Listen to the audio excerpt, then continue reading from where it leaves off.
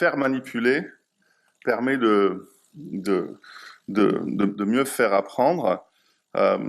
Et effectivement, dans l'ouverture du Ménon de Platon, euh, on a une opposition entre ce qu'on peut apprendre par enseignement et ce qu'on peut apprendre pas par l'enseignement, mais par la pratique. Et d'ailleurs, même si c'est pas l'objet d'aujourd'hui, il y a une autre définition absolument magnifique de ce qu'on appellerait aujourd'hui l'apprentissage implicite, qui est donc ni cultivable par l'exercice, ni apprenable, mais qui échoit aux hommes par nature ou de quelque autre manière. Donc en gros, Platon, il nous dit il y a trois façons d'apprendre: les apprentissages implicites, les apprentissages par la pratique et les apprentissages par enseignement. Le gros problème de faire manipuler, me semble-t-il, et on va regarder ça un petit peu de plus près, c'est qu'il y a sans doute une confusion, enfin une double confusion. D'une part, une confusion entre l'action au sens physique.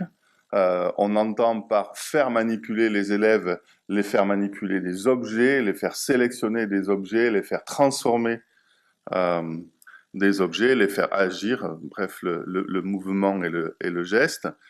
De l'activité au sens cognitif du terme.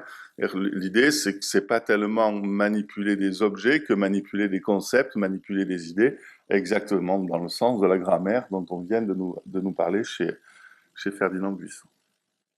Une autre chose qui est difficile dans cette littérature sur l'importance de la manipulation, c'est la confusion entre l'action comme moyen d'apprendre. Je mets mes élèves en activité pour qu'ils apprennent quelque chose, et l'action comme but de l'apprentissage, c'est parce qu'ils doivent apprendre à faire ça que je vais utiliser cette activité. Par exemple, en science, parfois on manipule pour apprendre à faire quelque chose, cette manipulation, par exemple cette mesure. Or, d'autres fois, on va utiliser la manipulation comme moyen, par exemple, de comprendre, de découvrir un phénomène scientifique.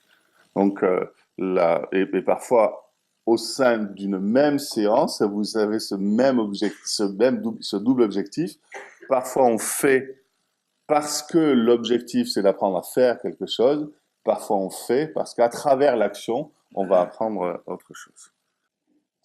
Donc, l'idée est de dire que finalement, un peu c'est ce que propose la théorie de la charge cognitive en tout cas, c'est que la manipulation comme activité, elle représente un coût attentionnel.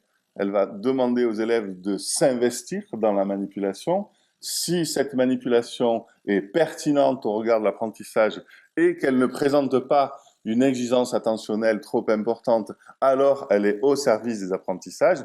Mais dans les cas où elle est non pertinente et ou les cas où elle représente une exigence attentionnelle trop importante, du coup, l'action, la manipulation vient au contraire détériorer l'apprentissage.